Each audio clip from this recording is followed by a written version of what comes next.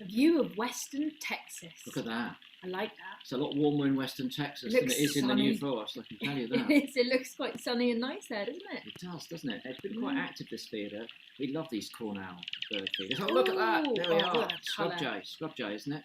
It is a species of scrub jay. Beautiful. Yeah, I bet it's called the Western scrub jay or something like that. Do you know, I had one of my first ever jobs overseas. I went to Florida to film the Florida scrub jay, which is quite a rare bird. What's interesting is that they have cooperative helpers at the nest. So, you know, they'll have, I managed to film 5 birds all around one nest, all feeding the chicks. Yeah, so it's like they're related individuals, of course, you know. Anyway, I went out there, and when I got to pick up the hire car, because I had my camera, tripod, lots of bags and things like that. I was a cameraman at the time, not presenter, so I should have made that clear. So I was shooting as a cameraman. And they said, "Oh, I'm really sorry, we don't have a station wagon, you know, like a state car." And they said, "Is there anything else that you would like?" And they had this poster, and I'll never forget it. It had in the centre. There was a picture of a thing called a Trans Am, right, which was a gas-guzzling sports car, and then radiating from it were a lot of less interesting vehicles. Anyway, so I pointed at the centre and said, "You haven't got one of those, have they?" And they said, "Yeah." And so I managed to cram all. Now listen, this story's got a brilliant payoff, right? Go on. So basically, I managed to cram all of my equipment into this sports car. There's a tiny boot, even for an American car from the 1980s. This was in about 1984, 5, and the tripod was on the seat. Everything was stuffed in. I could barely squeeze into the car like this. And I drove from Florida, from Miami Airport, all the way up to the Archbold Research Station. And this car sort of went, sounded like, you know, like those big gas-guzzling American cars. V8. You'll look, sapsucker. Anyway, and so I found the place. As I pulled into the car park, the producer that was employing me and David Attenborough were both standing in the car park, right? And as I pulled in, the lady who'd employed me put her hands on her hips like that, and I had to pull up and stop. The bonnet was about 12 feet long. Oh, right? Dear. Attenborough, David, right, and her. Oh, no. And she said to me, her exact words were, as I got out with a big grin on my face, she said, "What's that?" And I sort of looked around as if I didn't know what she was talking about, like that, you know. And then she pointed at the car, and I said, "It's a Trans Am. I got here really quickly." What did Dave say? Dave didn't mind at all. No, he thought it was quite good. Of course, yeah, he would have done exactly the same. When I looked around the car park, it was a red Trans Am there. I presume Must have been David's. That was Dave's car. Anyway, there we are. Yeah. So that was, and the scrub jays back, and I spent 2 weeks filming these scrub jays there in the Archbold Research Station. It was fantastic. Wow. But the end of my camera work career, of course, on account of the it didn't cost any more money. But it wasn't exactly the most practical vehicle. No, I bet it wasn't. Yeah. Anyway, then you turned to presenting. Thank goodness. There we go. Thank goodness for that. Ever since then, I've been turning up in minis. Yeah.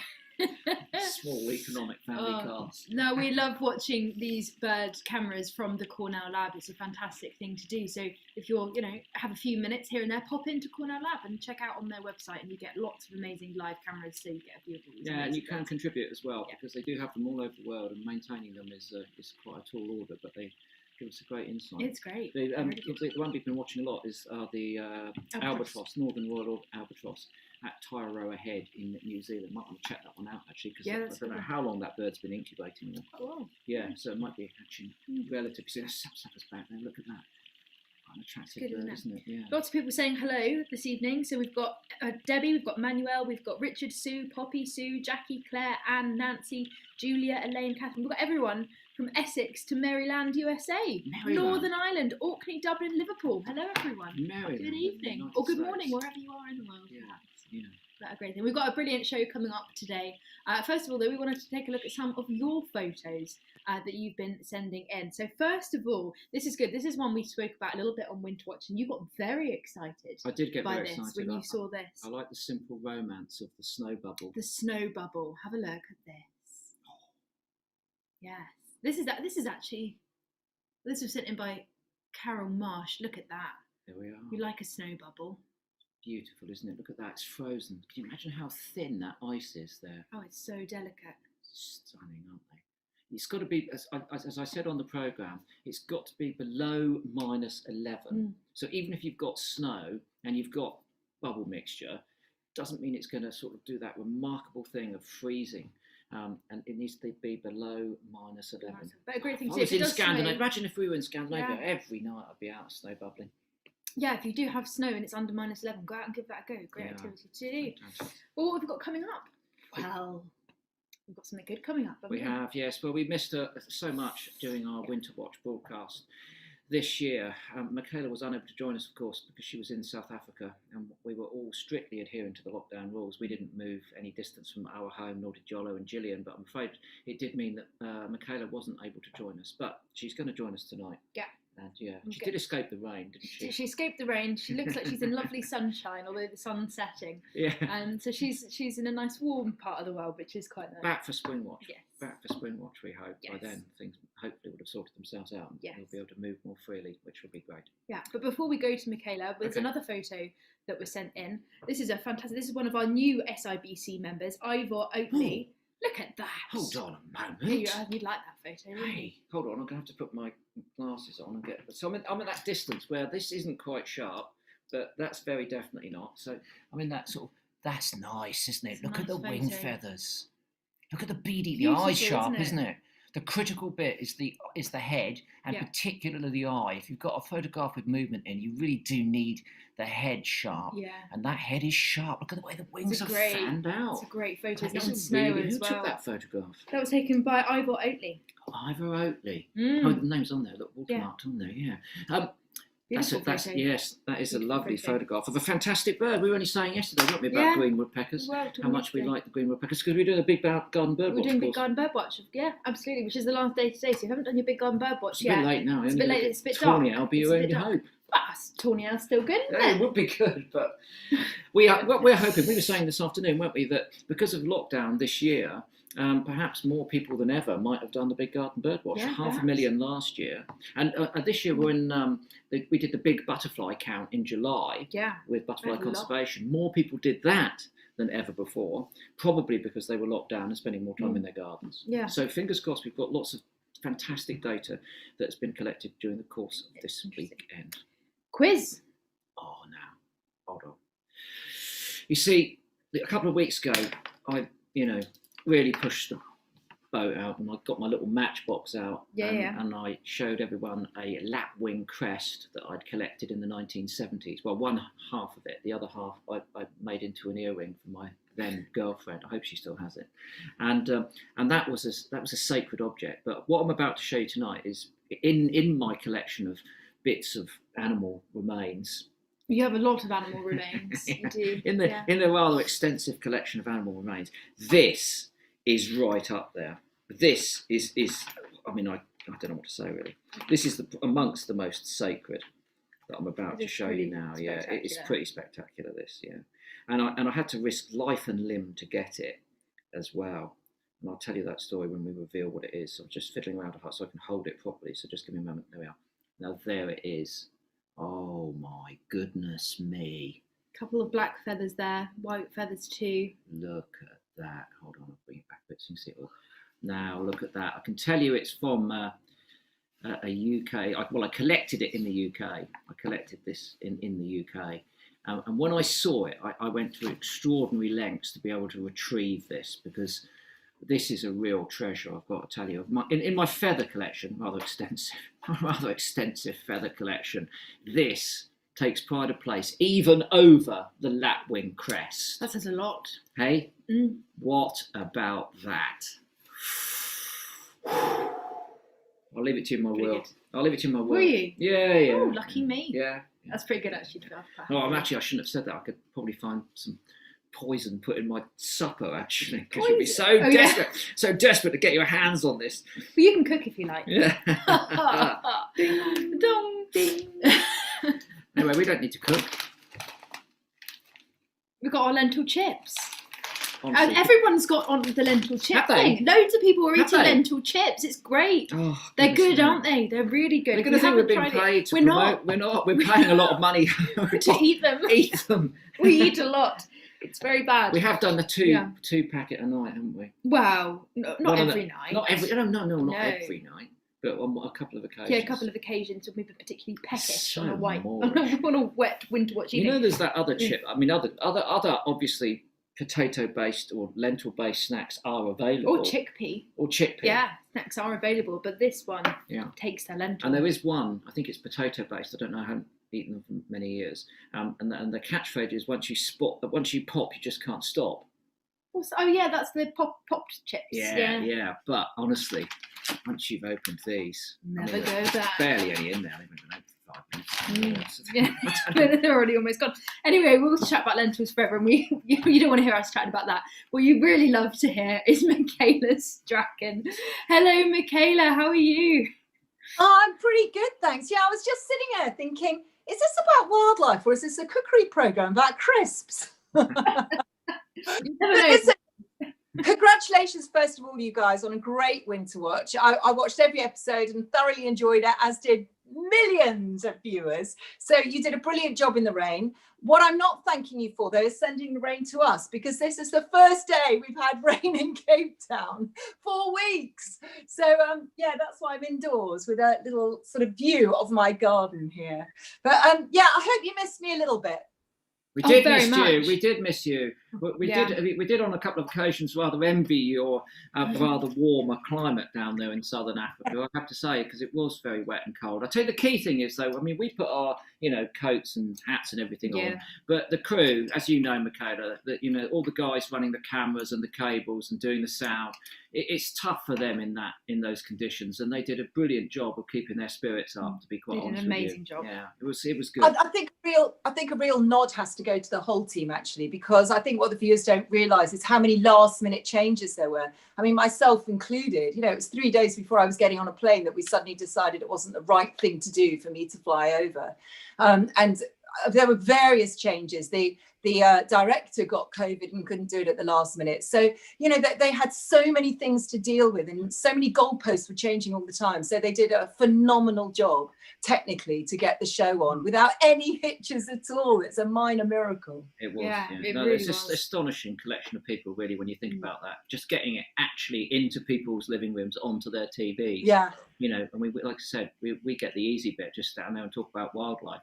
But all of the rest of those. Yeah, pulled it together, organised it, worked within restrictions. Should we stop sort of bigging up the BBC? I mean, they deserve to be bigged up, I've got to say. But anyway, So, Michaela, what have you been up to then? I take it you've been out and about enjoying it's your summer, of course. That's the key thing, isn't it?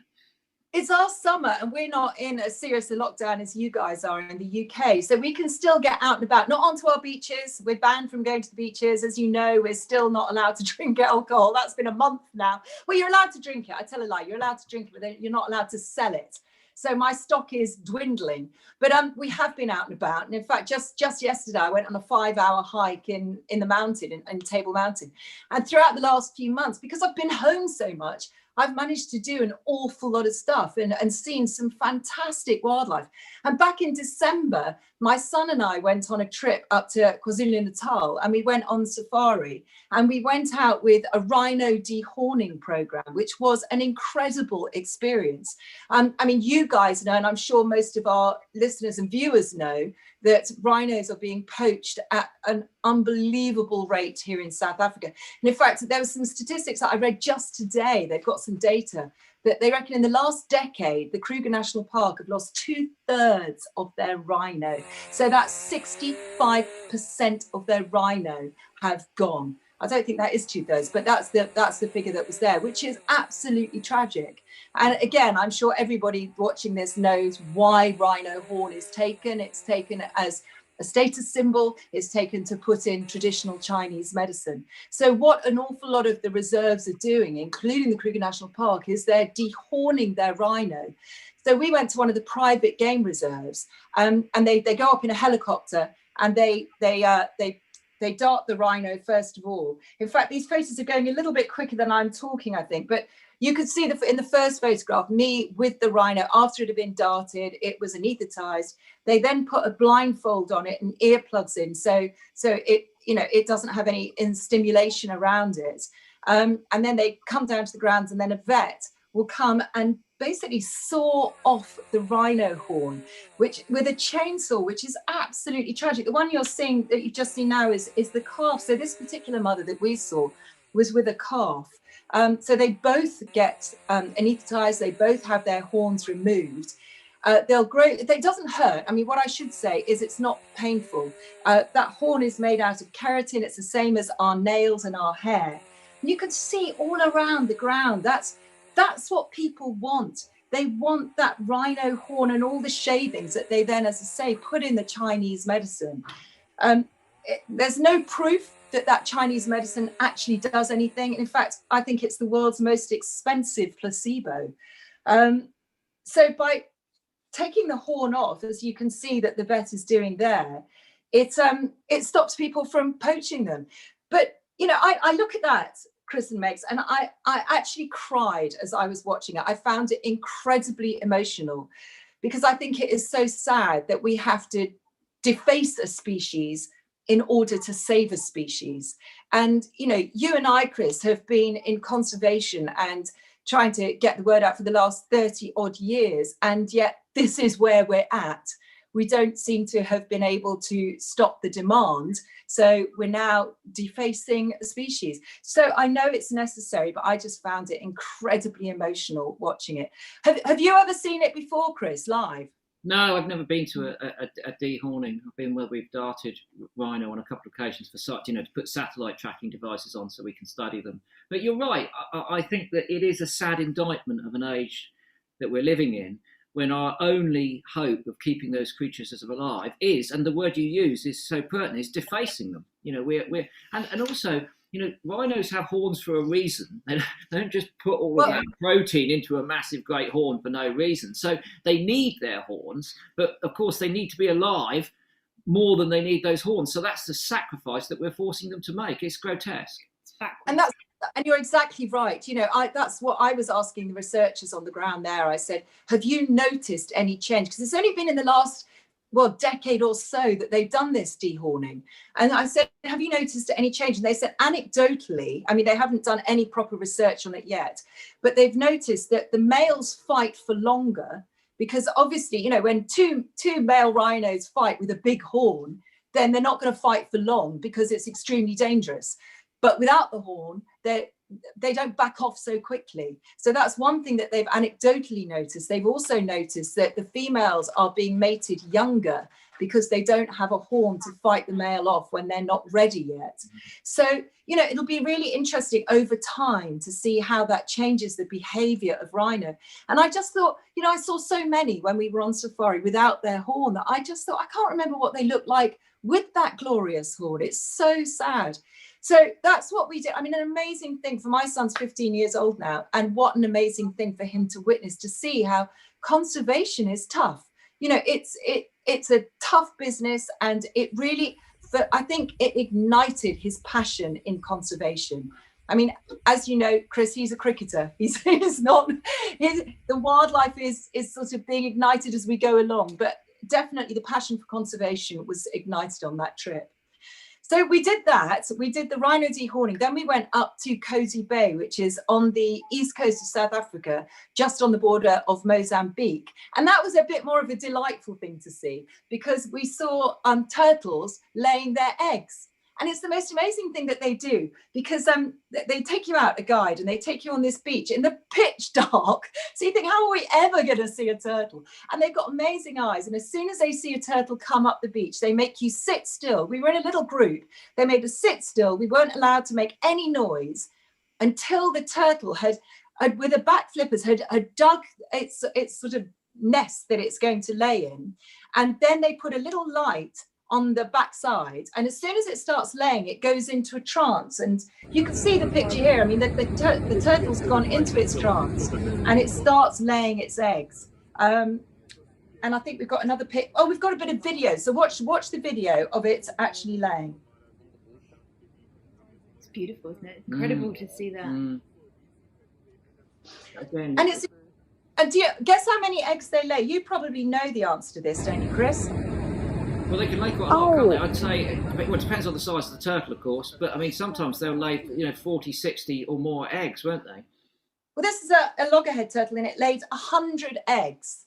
So that's an average clutch is about 100.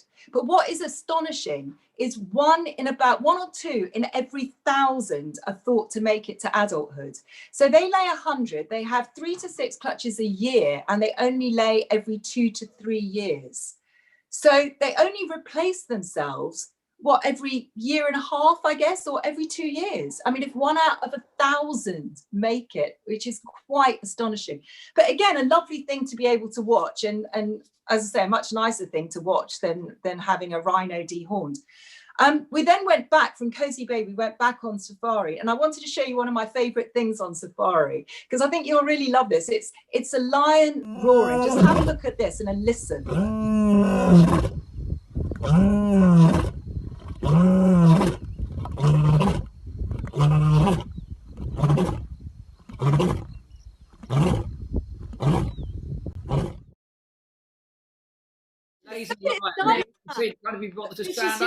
I'll just shout about my territory, but I'm not going to bother moving and protecting it. I'll just lie here and shout about it instead. And the way you see that stomach contract is amazing.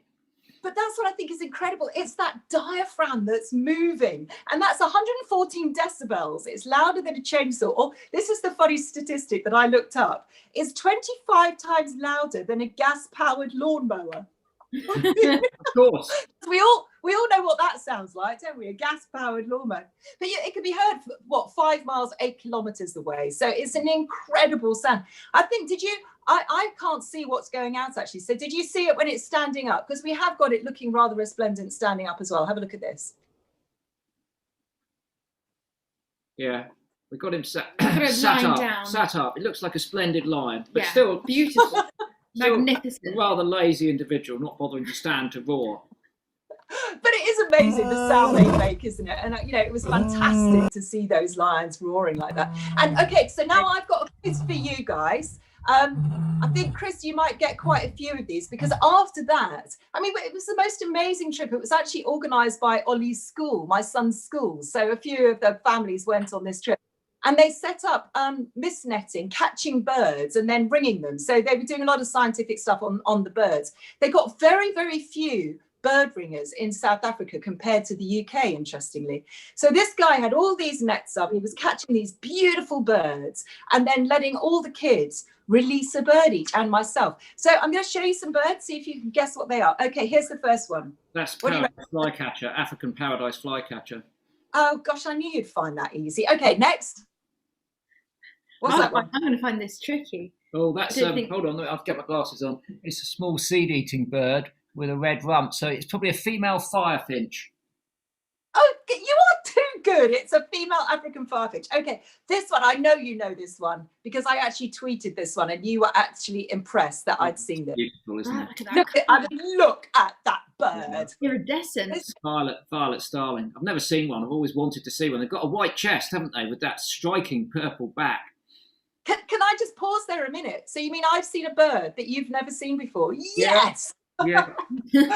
Okay, here's the next one. You might not get this. This is a bit harder, isn't it?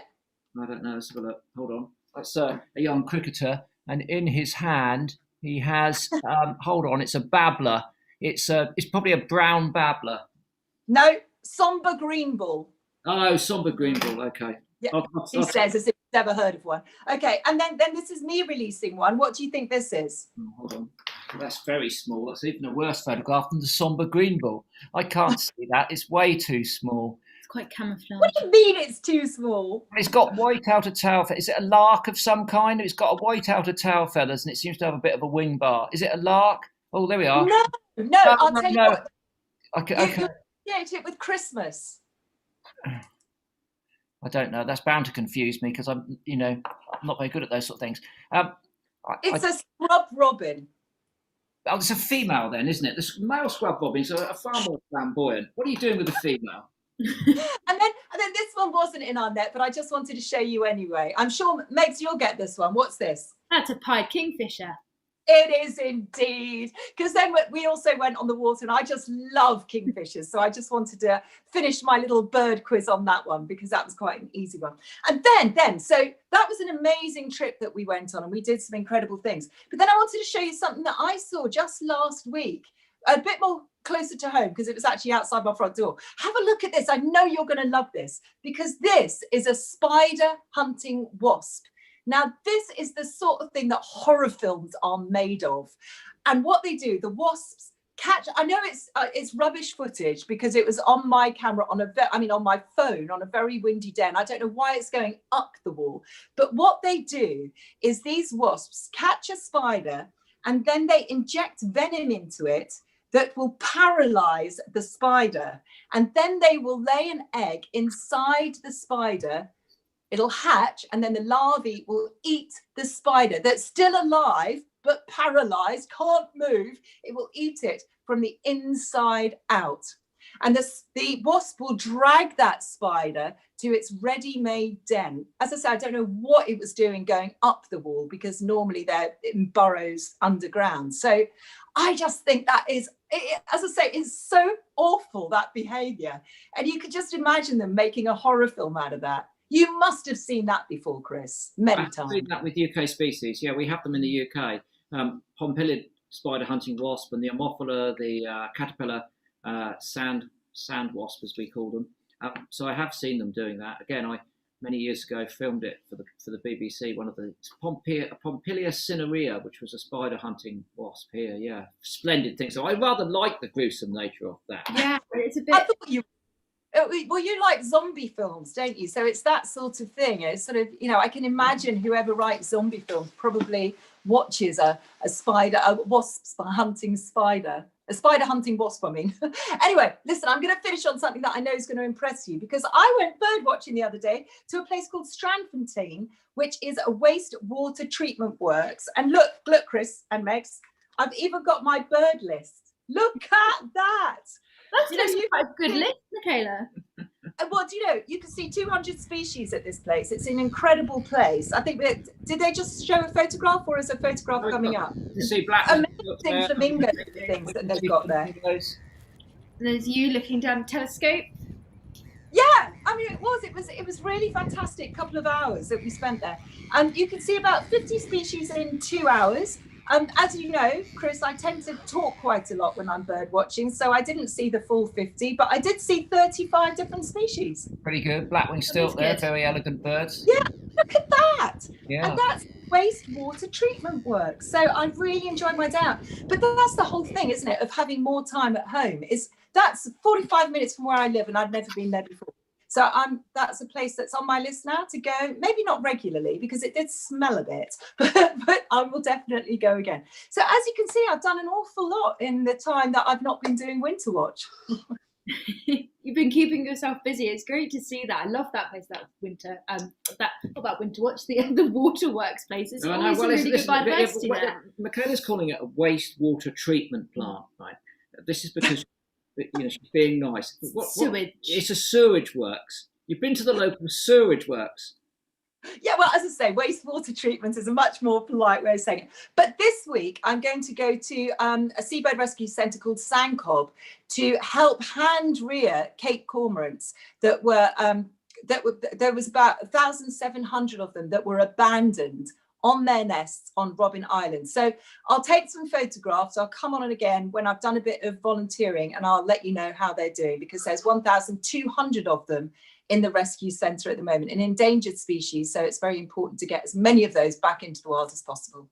Fantastic stuff. Michaela, thanks ever so much for joining us. We're sorry that you weren't here for Winter Watch, of course. Make sure you do everything you can, try and get back to spring. If we can get the disease under control, enough people vaccinated, then hopefully the restrictions will be more forgiving. And we don't know. I mean, obviously, we're talking about Spring Watch. We presenters should never count our chickens. You can count your birds in your garden feeders for a big garden bird watch, but you really shouldn't count the chickens. But I think that Winter Watch was seemingly a success with the viewers. So we're fingers crossed we'll be doing a Spring Watch somewhere this year.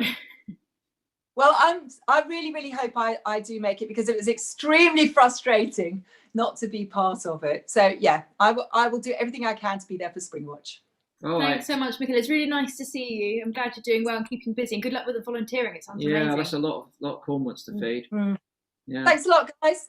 Cheers. See you soon. See you. Bye-bye. Bye, Michaela. Bye. Well, she's got some good wildlife there, hasn't she? I know. Yeah. Look at that violet starling. I know. And that rhino, what an amazing, sad and amazing experience. But to be that close to a rhino. Yeah. You know, they have, you know, she's close enough to smell it. She could have smelled the inside of a rhino's ear. Oh, yeah. You would have put your nose right in there. Yeah, animals' ears always have quite a distinct smell, don't they? They do. They do. So I can always tell the difference between the dogs by the smell of their ears, because they do have different smells. Yeah, slightly. Yeah. Yeah. There's going to be people all over the nation now sniffing their dog's ears. I like the smell of a dog's ear, if you really want to know. Yeah. You know, in the middle of the night, in the dark, and they're pressing their face into yours and pushing you out of the bed. Oh. Catch that little whiff of their ear, and without opening your eyes, you know which dog it is if you got to. There we are. Anyway. Yeah, moving on. Got a bit of a thank you to say to someone now. So a bit of a story of kindness. So Sarah Costin is from Vermont in the US, and she actually bought some Christmas cards that I think SIBC Chris had created. But she wasn't aware that they couldn't be posted outside the UK. But we were too late, wasn't it? We didn't have time. They wouldn't have made it by Christmas. Yeah, as much as we would like to. They'd still be trying to get there now. Yeah, ready for next Christmas. Yeah, quite possibly. Yeah. But instead of accepting a refund, she chose to send those cards to someone who needed cheering up. So thank you very much, very, Sarah. very kind of her, wasn't it? Very, very nice. Thank you very much. That's great. Sarah. In a world where there's a lot of sort of, I don't know, division and anger at the moment, it's nice that people are doing good things like that. Looking out for one another is important, which is why I love SIBC so much, because it's become such an amazing community. Yeah. And we're going to go on to a bit of a mindfulness moment now. They're such a big hit, aren't they, on Winter Watch, and we absolutely love them. Yeah. This one was filmed by Helen Bass, and some music by our very own Fabian Harrison. So sit back, relax, take a deep breath, and unwind with this.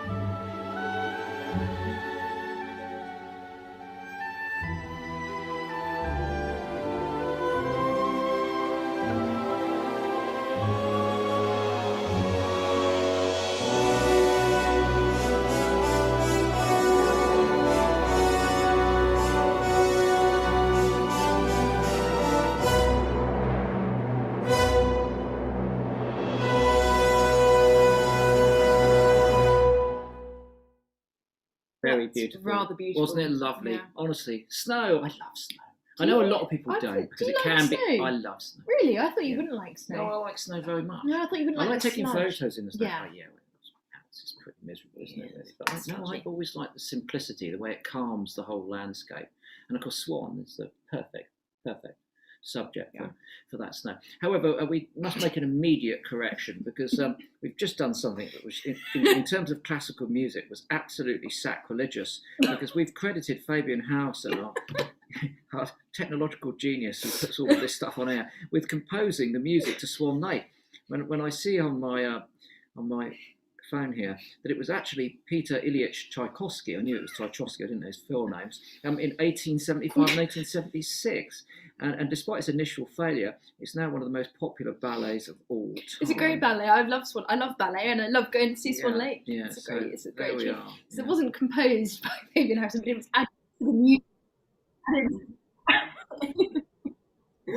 Yeah, Marie just said Fabian's good, isn't he? Love that. But he wasn't the composer. He didn't write the music, or didn't even perform it. He added it to the clip. So we're very grateful for his talents, his technical talents in adding music. Breakdown of the orchestra here. I don't think Fabian could squeeze those all socially distancing into his garage. To be quite honest with you, the number of string and woodwind, brass and percussion instruments that were involved in the orchestration of that particular bit of music. Anyway, there we are. Should we move on? Oh, I think we should move on. Yeah. Oh, move on quickly. Now, okay.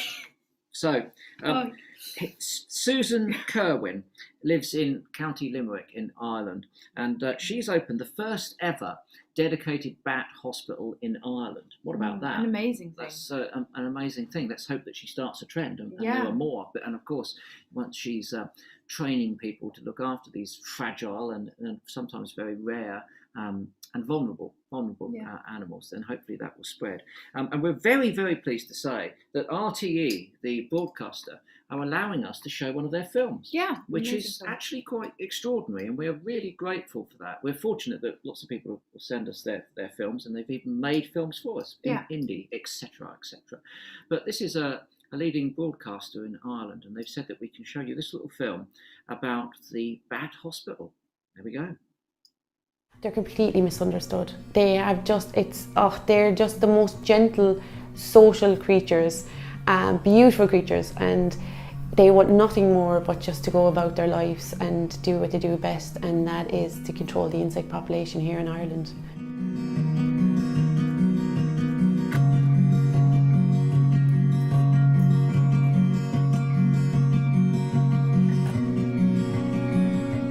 Out of the 128 bats that I've taken in this year, I've successfully managed to rehabilitate and release 75 of those. 46 bats that came in this year were under a week old, so we had bat puppies, and bat pups are extremely difficult. They're so delicate. Some of them that came in were just over a gram, and in the wild their mothers are feeding them milk for the first 6 weeks, so they have to be fed a special milk formula, and this has to be done every 2.5 hours, 24 hours a day for the first few weeks, which was one of the most challenging things I've ever done.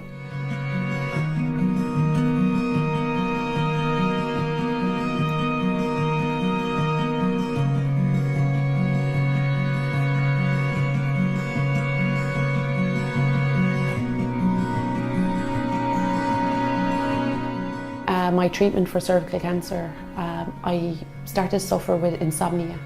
So I would spend a lot of time sitting outside at night with a cup of tea, just watching the bats. And I went and bought myself a bat detector. And bat detector is something that we use to eavesdrop on the bats. Because of the frequency that they echolocate at, our ears can't pick it up. So this allowed me to find which species were around my house, and this all helped me to kind of escape from the problems that I was having. So I started to learn more about them, and I became more fascinated. So this all then started me on the road of trying to help them, because I felt that they had helped me so much.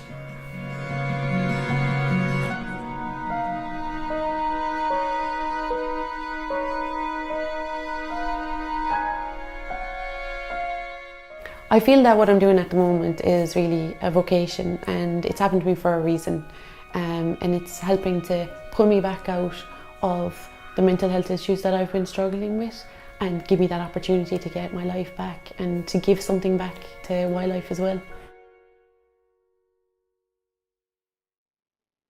Fantastic Amazing, stuff. so important. You know, those bat hospitals really will make it'll make a huge difference, and it'd be fantastic, wouldn't it, if they started popping up? Yeah. In other parts of Ireland, the other thing is with the hospitals is they invariably end up with bats which can't be, unfortunately, rehabilitated and go back into the wild. But they then they make excellent ambassadors. Yeah. And very often the people who spend so much time looking after these are so very fragile little animals will end up with one with a permanently damaged wing, and they can show them to lots of people, and they get a chance to see a bat, which is an animal otherwise they would never ever get to see alive like that. And I remember, seeing my first notule in the hand, Nellie the notule, two local naturalists here, David and Madge Goodall, and they were bat crazy, and they had this notule called Nellie, and it must have met thousands and thousands of people, thousands and thousands of children, and I took you to meet it, actually. I remember because he went to shake my hand as a bit of a joke. He had the bat on his hand like this, and he pulled it out of his pocket. And then I went to shake his hand, and then he pulled away, and there was a bat there. And I remember being really small. That was and it was amazing. Yes, that was at what's the name of the place outside Botley? There's a church there, Shedfield. I think it's Shedfield Church, and we went there one time, and you got to meet Nellie the noctule. And that noctule lived. I tell you, that noctule must have gone on for about 15 years at least. What an ambassador. Anyway, top work there. And thank you very much again to RTE for allowing us to use that news report. I think we should get on with the quiz. Right. A few people did get this right, I have to say. So well done to Danny, MJG Birder, Wildlife Rufus, Fiona, Kate, Ben, Maria, Abby, Garden Watch Ali, Morgan and Linda. Look at that. Now they're splayed out actually, they're looking a bit tufty because it wouldn't have been like that. I can't hold them easily in the form that it would have taken when the bird was alive. But what I can do is take out the two principal feathers, which are the black ones, because these are the ones that you see when, if you're fortunate enough to see these birds when they're out on the sea.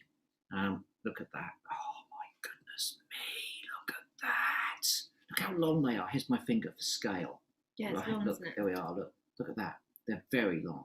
How long are they? That's 10 centimetres. They're 20 to 22 centimetres long, black. And they splay up like that when the wind blows them behind the bird, out in the roiling spume. Because these once belonged to a male long-tailed duck. What about that? The tail plumes of a long-tailed duck. It's pretty good. Hey. And the story was, I was working with Gary Moore, the sound recordist, and we were walking along the side of a dock, and it was low tide, and we looked down, and on the mud beneath us was a dead drake longtail, but it was a precipitous climb down over algae-covered rocks, but nothing was going to stop me. So I scrambled down, slipped and slid, got myself completely covered in silt and mud, and got down there to the duck. Gary is peering over the side very enviously because obviously Gary wanted the tail of the long-tailed duck too, and I withdrew the feathers from the deceased bird. Yeah. And then I thought, well, I can't leave Gary empty-handed. No, you have to get him something. So I got the head, and which Gary now has the skull from, of course. Mm-hmm. So Gary got the skull. I thought it was a fair divvy up. I mean, a skull would be pretty good. Yeah, the skull would have been pretty good, but we shared it between us. I got the tail, Gary got the skull, and that is one of in my feather collection. I think that's the one in the cap. But your pinnacle, do you think? Oh well, do you know what? I was out in Costa Rica once, and there's a bird called a resplendent quetzal. It's one of the world's most overdressed, flamboyant birds, the males. And I actually thought, wouldn't it be amazing to find the tail feather of a resplendent quetzal? And anyway, we were walking along, and I was with a party of people, and one of them bent down and picked up a quetzal's tail feather. That's pretty amazing. Oh God, I was gutted. Yeah. I was so good. Oh, there's Hugh Harrop. Up in Shetland, I think, isn't he? Look at that photo, that bokeh, that water there. But look at the tail. Yes. Look, that's what you're looking at. Yeah. Look, see them there stuck up. Oh, that's a great photo as well. It does justice, doesn't it, to the tail? Yeah, it's beautiful. Beautiful. Thanks to Hugh Harrop for that excellent picture of one of the most striking and beautiful of our wintering waterfowl. Of course, they nest right at the top of Russia, and they come down here. Well, most of them go to the Baltic, and if the Baltic gets icy, they come across the North Sea, and you'll see them on the eastern side of the UK. Very rarely do they come inland. They stay on the sea. They put up with the most awful weather, terrible, terrible storms, and they're out there bobbing about, and they dive down, and that pink and black bill is used for feeding on shellfish. So despite the fact that they're quite a small duck, actually, they feed on shellfish on the bottom, and they swim down and take those. But and this is winter plumage. In the summer, that sort of grey smudge on the side of the head goes to like a chocolate brown. And to be honest with you, they're not as attractive in the summer, I don't think. No, I like a grey smudge. The grey smudge, the pink bill. Yeah, it's all kind of colour coordinated, isn't it? It's a good bird. That is a good bird, isn't it, really? It's a very good bird. Oh, hello. You can't quite see. It's thigh rubbing. You don't need to see, but you know what's going on. What a bird. Any birthdays? And there's been quite a few birthdays, actually. Lots of milestones have happened this week. Yeah. So happy 30th birthday on the 1st of February to Ruthie from John and Chloe. So very happy birthday to you, Ruthie. Daniel Evans wrote in to let us know that his wife, Rachel Evans, is 40 on the 28th of January and has watched every broadcast since we began, which is quite something because we've been chatting and rambling on quite a long time now. So very happy birthday to you, Rachel. Hope you have a fantastic birthday. Another milestone, Rachel. I've just got to point something out. Go on. Well, you're speaking about it as if it's going to happen, And you said her birthday was on the 28th. Yes, well, some have happened, some haven't yet. Okay, because it's the 31st now. Yeah, it is. I've lost all sense of time and we space. Do that. You never know what's happening. Do you doing Winter Watch? No, we don't. You kind of go into a bubble. Yeah. You're sucked into this kind of. Well, there's no time. Bubble. No, so you kind of any idea you wake up to the minute you go to sleep. You know, what day is it today? It's just Friday. Sunday. No, Sunday. Okay. Anyway, we also have Rachel Jones, who turned 50 on the 21st of January. We passed that as well, by the way. So we passed that one. Yeah. Thanks for that. So that's up. So happy birthday to you, Rachel. And finally, Abby Shaw wrote in to wish her mum, Andrea, a very happy birthday for the 23rd. She's a very big fan of SIBC and it always brings a smile to her face. Right, we passed that one as well. So happy birthday to all of those people. Very happy birthday. Mostly they've had their birthdays. And you have to wait more than 365 days for another one. Or they're coming up. Anyway, you can send us your birthday details. What is it? Yes. Birthday. If you would like us to say happy birthday, then you can email us on birthdays@sibird.club. Birthdays@sibird.club. And we will be able to check all that out and say happy birthday. Okay, and obviously everyone's watching this on YouTube. We're asking people to subscribe. It's a strange word because subscriptions normally mean that you pay something, but you don't have to pay anything. It's just a means of signing up, which means that we can better communicate with you. We're going to carry on doing SIBCs on Sunday evening, and now that we've got Winter Watch behind us, and we do have some breathing space. A little bit, a little bit of breathing space. We'll be out and about and and spicing them up a little bit. And we've got some plans. Now we've got time to investigate new technology. That's our mission. It's going to be good. So do sign up to YouTube. It won't cost you anything, of course. I'd also like to make you aware of an event that Chris and I are both very excited to host. This will be happening on the 10th of April. However, everyone's being told about it today, so we're really, really excited about it. So the Birds of Poole Harbour are having an event. It's all about rewilding. It's all about reintroductions. It's going to be a day event, and Chris and I are going to be there to talk to you about the conservation projects that are going on throughout the UK and throughout Europe. Talk a little bit about how effective rewilding and reintroductions can be, and some of the the great success stories as well. So that'll be on the 10th. Lots of guests April. as well, I think. Lots of guests, lots of the world discussions. Of rewilding. Yeah, it's going to be a really fantastic day. The Birds of Poole Harbour are, along with the Roy Dennis Wildlife Foundation and Forestry England, are releasing the eagles on the Isle of Wight. They are. And the ospreys in Poole And the Harbour. ospreys. So there's lots of reintroductions going on. So it's going to be fantastic to speak with them. And I think they've actually got a little video to show you now a little bit about it. Come on then.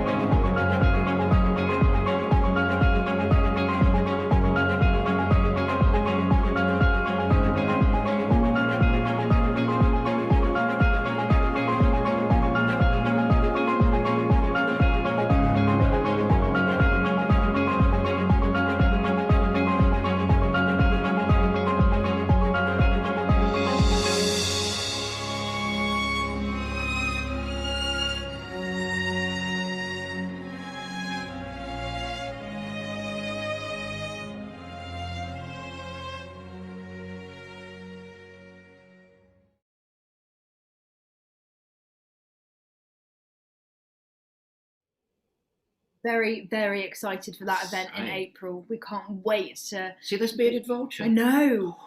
Yeah, it's going to be really good. It's going to be one to put in your diaries because you're not going to want to miss that day. The extravaganza of the Rewilding and Reintroduction Summit. We did quite a bit in our book, didn't we, Back to Nature, about rewilding and reintroduction. And there's some fantastic initiatives in the UK. I mean, Rewilding Europe is doing things, you know, on a large scale. But obviously, Charlie and Isabella down on the Nep estate are doing brilliant things. White Storks. Cairngorms Connect, of course, doing great things. Then you've got the Great Fen Project. Yeah.